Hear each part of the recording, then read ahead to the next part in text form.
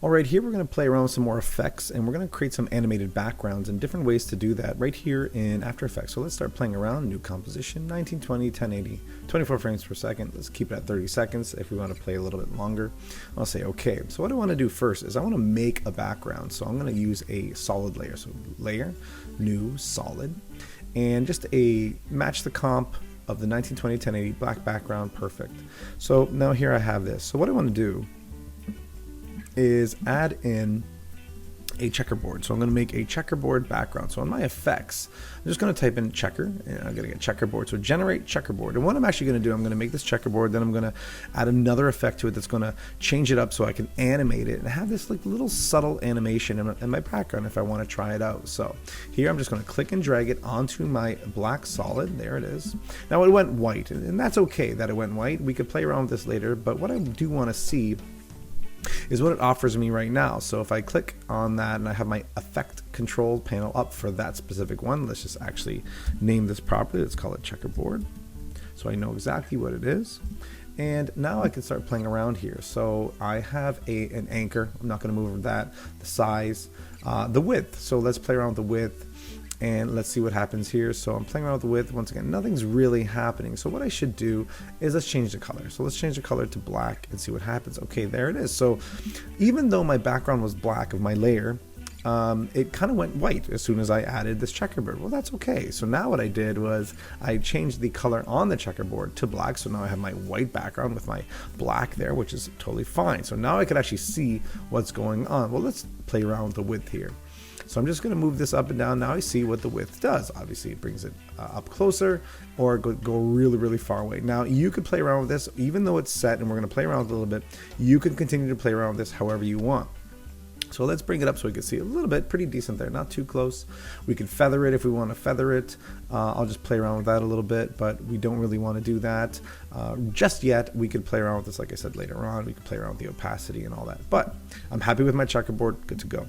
The next thing I want to do is I want to add a roughen state to it. So I'm going to roughen the edges of it, and if I just click in roughen right in here, I'm going to get stylize and roughen edges. I'm going to apply this effect to the exact same layer. Just click and drag, or I could just double click it and it'll be there. So now I have two effects attached to this layer. So even if I drop this down here, I have effects, my normal transform animations, but now I have a checkerboard and a roughen edges. So everything's applied right here. If I want to shut one off, I can shut one off. If I want to turn it back on, I can turn it back on. I can do the same thing up here. Okay.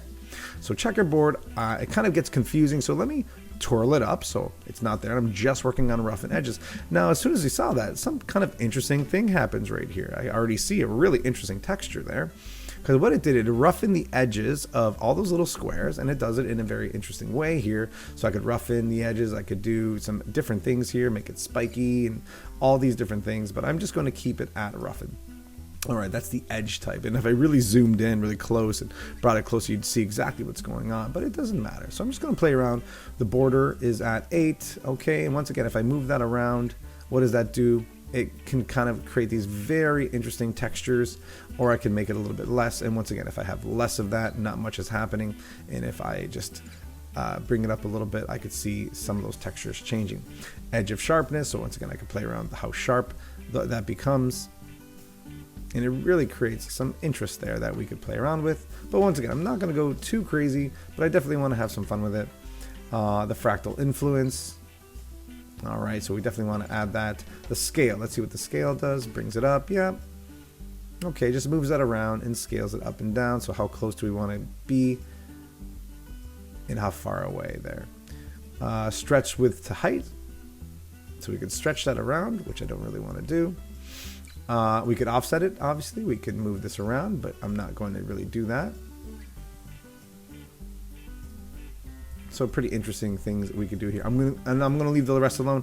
The only other thing I want to do here is I'm going to play with the evolution. So I'm going to play with the evolution actually down here, because what it's actually going to do for me is I'm going to create a bit of motion here. So my CTI at the beginning, I'm going to click on evolution, and there it is. And the evolution literally is just like a rotation. It's going to go around 360, but let's see what that actually does here when we play with it. So I'm going to click on 0, and then I'm going to bring it up a little bit, and I'm going to make it, maybe at the 3-second mark, I'll make it a 1 revolution, so 360 degrees. And let's just see what that does. Okay, so back, And that's all it does. It kind of does this interesting animation here, just kind of morphs it and moves things around. So once again, I can go back now that that plays. It comes here and then it stops. All right, now I don't want that necessarily. There is a little bit of motion here happening, but you know what? Maybe I need to tighten that up so I can see it even more. So let's do that. So now I can see it moving even more, but once again, it stops right here. That's not exactly what I want. Let's bring it over to the 2-second mark. All right, and what I'm going to do now is I'm actually going to do a little bit of an expression where it's going to continue to go even though the animation, the keyframe stops there. So what I'm going to do, I'm going to hold down Option, maybe Alt on a PC, and I'm going to click on the stopwatch. And once I hold down Option and click on the stopwatch, the expression panel shows up. And what I can do here in this area, I'm going to go after what's already there. I'm going to press Enter, and I'm going to type in the word loop. And now there's a few loop options here, loop in. What I want is loop out. So what it's going to do is just continue that exact same animation, but just continue looping it. So I could close that now again if I want, twirl it up, and that is gone.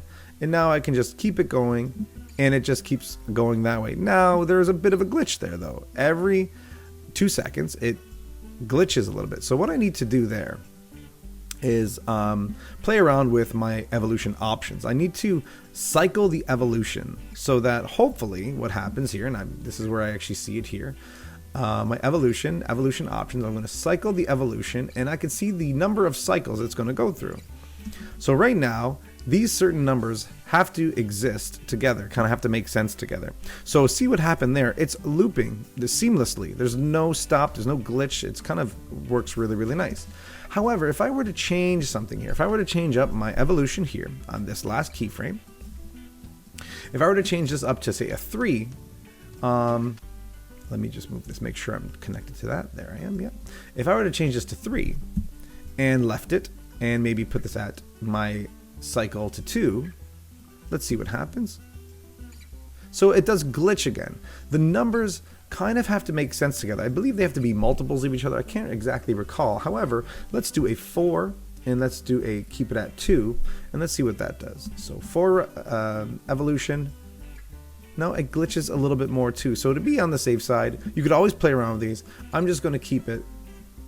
Oh, that's not even what I wanted to do. There is it. I actually played around with the complexity and not the evolution. So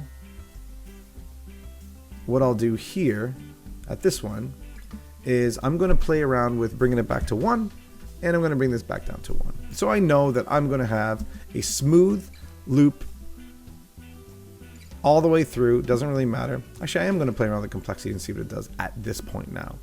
So if I'm just going to let it play through and let's see what complexity does. Okay, not too much here. Once again, these parameters might be a little bit different, so it's not going to show me too much difference, but generally this is pretty good. I'm happy with that. So it has just like a little bit of a change in terms of my animation, a slight kind of happening going on here. I am at a 1/3, so I'm going to bring it to full just so you can see a little bit better. But once again, my computer is going a little bit slower, not really picking that up. So let's go to half. Let's see what half does. A little bit more there. I'd really like full to work. It is there, and I see actually it's funny that my 1/3 kind of makes it work even in a better way, quite frankly. But when I go to my full, this is exactly what I see. So let's play around with this. So this is happening right now. Not much is happening at full. Okay, so let's play around. Let's bring my border up. All right, now I see a little bit more. We could bring the edge sharpness up as well. All right, so now I'm starting to see a little bit more of what's going on here. And we can even play around with the different types of the edge type. So what if I did go spiky? And let's see what that did. Okay, pretty cool. Let's try rusty. Let's try photocopy. Not much there. Let's go back to spiky. It was kind of interesting there. Okay, and this is my subtle animation background that I could play around with. Let's go one step further here. Let's add another effect. So I have my checkerboard, and once again, I could always go back to my checkerboard too and play around with checkerboard. So let's twirl that up and twirl this one back down. So now I can change my width. and I could actually see what's going on with those a little bit more with the edges. If I bring it really low, kind of look like a bunch of squiggles. And I can of course play with, let's see here. I kind of want to get this to a good spot where I could see a little bit of subtle animation. Let's play around with the width. We can bring it up a little bit more. And that's the feather that I was playing around with there. But if I play with the color, let's change the color. All right, so we could change the color to anything we want, whenever we want. That works pretty good. Let's go back to black. Okay. And looking pretty good here. So now what I can do is I'm going to add in another effect, which is going to be our, let's try a fill. So I'm just going to generate a fill, drag that over top of that checkerboard layer as well, and that's kind of it. Now we've seen how we can actually change up the color here too, right on the checkerboard, but here with fill, we could just change the color very simply, just to show you a few different options here of a few different things we can do here in terms of our colors and our effects and different things we could have. Change the opacity of that one, so we could actually have, maybe let's try a green, and I can change the opacity of that, which is overlaid over top of that black. So let's change the checkerboard color to that red. And now we see how they kind of interact with each other a little bit. All right, so let's bring that up a little bit there.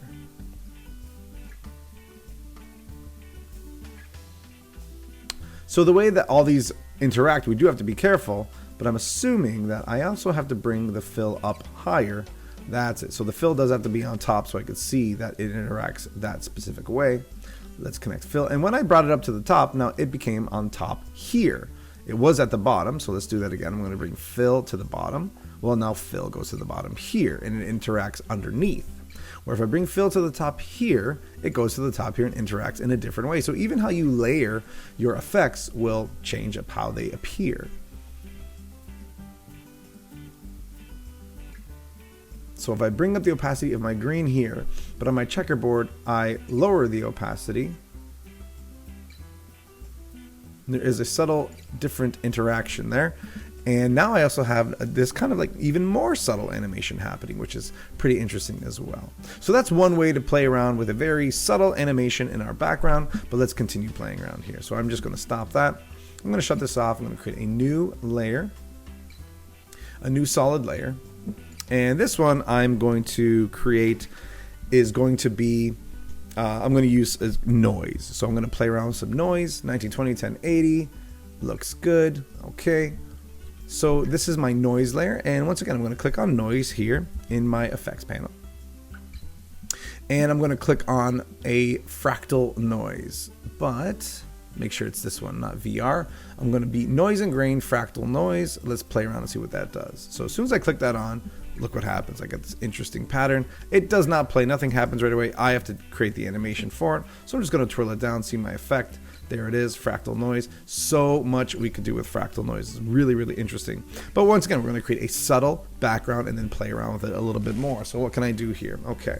Well, I say let's actually start the evolution first, create an animation, and then play around with it later on, which I always love to do, as opposed to assuming I know exactly what I want and then animate it. I'm just going to animate something first. So the exact same way we did before, I'm going to create that evolution keyframe. Let's see where we are here, evolution, and there I am. I'm going to click on my evolution options too, because I'm going to price cycle that evolution again. And right here I have my keyframe, and I'm going to move it up 2 seconds. And I'm going to make it a 1 rotation, 1 revolution. Let's see what that does for us.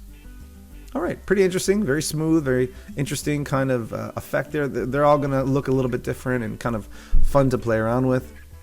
And let's turn that cycle evolution on. So once again, once we go through it and we loop, well, once again, it's stopped at that keyframe. Now, of course, I could extend that keyframe and it's just going to move really, really slow, which once again is a great subtle way to do it, but it's almost too slow where you can't really see what's going on. So let's bring that keyframe back. And let's move this, actually make sure we get it to the 2 second mark exactly. There we go. And now I'm going to do that loop out again. So I'm going to hold down Option and click on the key of the stopwatch. I'm going to click off and make sure that I'm in here, but I'm going to press Enter, and I'm going to type in loop, and I'm just going to double click on loop out, and that's it. I can hide it again just by twirling it back up. Perfect. And now I have it, and it should loop without any issue of a seamless loop. So it's going to be a seamless loop. It's not going to have any glitch, or it's going to just keep moving. Now, once again, if I move these things around and I go to my evolution options and I shut it off, let's see what happens there. Yeah, it glitches, so make sure we have our cycle evolution on. And I just did a 1 cycle evolution with the run rotation, so there's not going to be any issue with seamlessness. So what can I play around with now? Let's keep going. Let's see what this does. So I want to see what happens when it hits the end and it comes back around. Nothing. Seamless. Okay. So let's look at fractal type. Turbulent. Smooth. Turbulent. Basic. Lot of options here. And remember, right down here I have invert. So if I want to invert it, I can invert it. I'm going to keep it go back to where it was. Dynamic. Lot of interesting options we have here. And you could play around with this in so many different ways. So very subtly, we're just playing around with background. Obviously, some of them are a little less subtle. Swirly, smeary, rocky,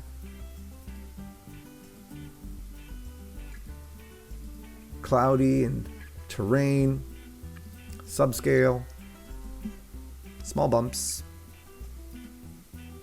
strings, and threads. Okay, let's go to one. I kind of like Rocky. Rocky was pretty interesting here. Okay, so what I can do now is play around with the noise type.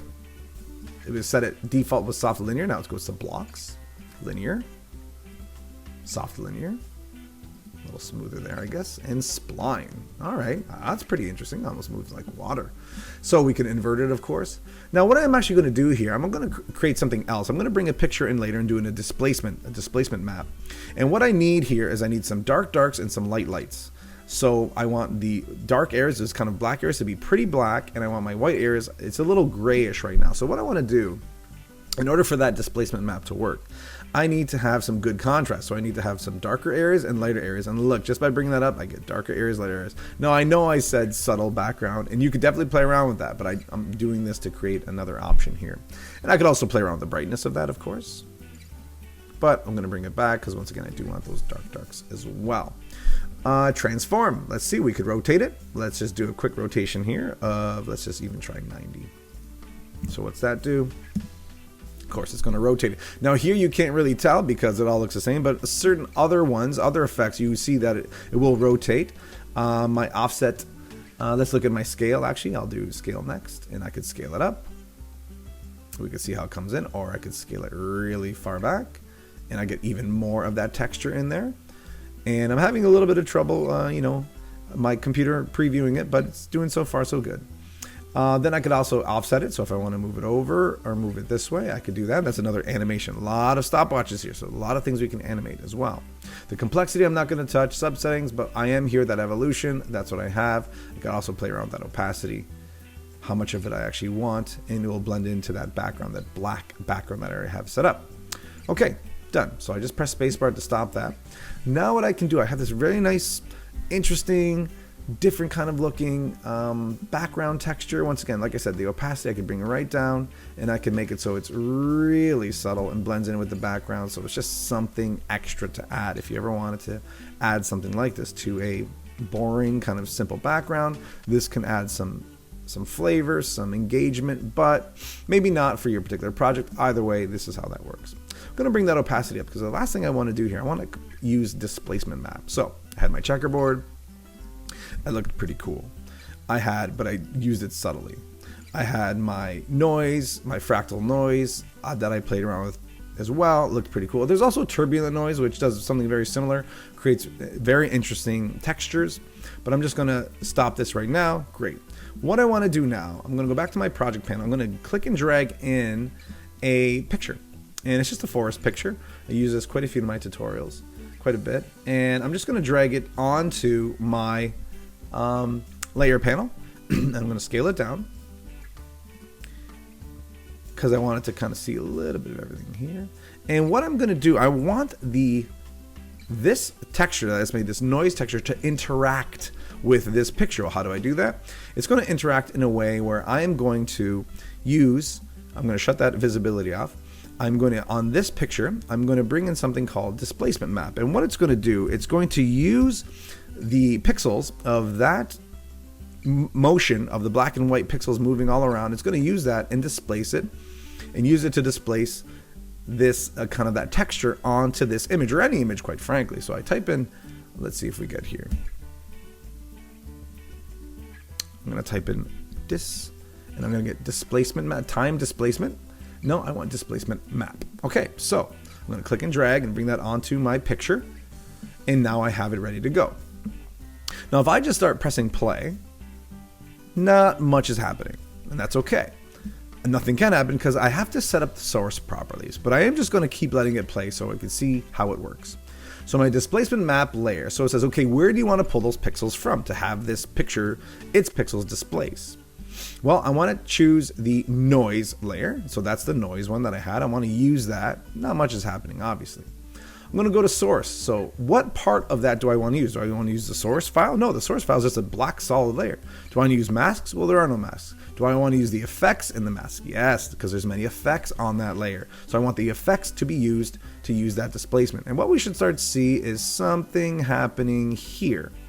Now, realistically, what's happening is it actually is working. So my actual texture, my noise texture is working here, but it's very small in this area. What I need to do is I have to expand output. No. I have to wrap pixels around. No. What I need to do is I need to make sure it centers on the whole thing. So I could tile it, or I could stretch the map to fit. So I'm going to stretch that whole thing to fit my area here, which I never really understood, because why would it center it in the middle when the whole thing is 1920 by 1080?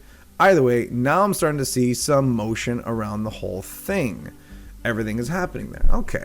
Well, we're not done yet, because really the only thing that's moving are the red channel and the green channel. Well, we saw the whole thing was black and white. So let's make sure we utilize that black area and the white area. But what I actually want to use is the luminance, is the brightness of those pixels. So the dark areas and the light areas. So I'm going to make sure that I check my horizontal displacement to be luminance and my vertical displacement to be luminance. And now it's still moving, which is great, but it's only moving 5 pixels either way. So if I update this to make it more, it's going to displace them. It's going to move it even more. So let's bring this up to say 10. And let's bring this up to say 10 as well. So now what it's going to do, it's going to kind of re-render itself. And it's going to say, okay, take those black and white pixels from that bottom noise layer, all that cool texture you had. Let's shut that off real quick and go here. So everything that's happening right here is happening here, but all these black pixels, more of the black areas are going to be shifting 10 pixels, and the white areas are going to be shifting 10 pixels as well. So there's going to be a lot of displacement. Now, the more I do that, obviously the more changes we'll see, and more the gray tones don't tend to move. The more 50% gray, 40, 30% gray move less, but the 100% white and 100% black move far more. So I'm going to shut this one off again, go back here. So I'm going to go to a third just to see if this moves a little bit better. And I'm going to bring this up to say 20 now, and 20. And now we start to see this kind of dream-like situation happening with this.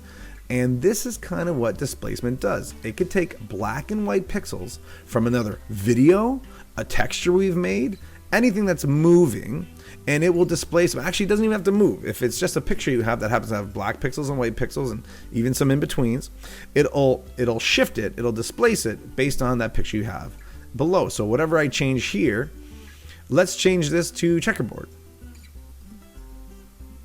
And now whatever was happening with that checkerboard is now going to happen here. Very little, we can't see it very well, but let's bring it back up. Just a checkerboard. And that's what was happening. So we see it's really, really low. So let's change it up a little bit. I'm going to shut off the preview. I'm going to go to my checkerboard. I'm going to click on that. And let's play around. Number one, I'm going to get rid of that fill. Number two, I'm going to click on checkerboard and make sure it's black. Okay. I'm going to bring up that opacity to 100. Great. And I'm going to play around with maybe this. Let's play it. Okay.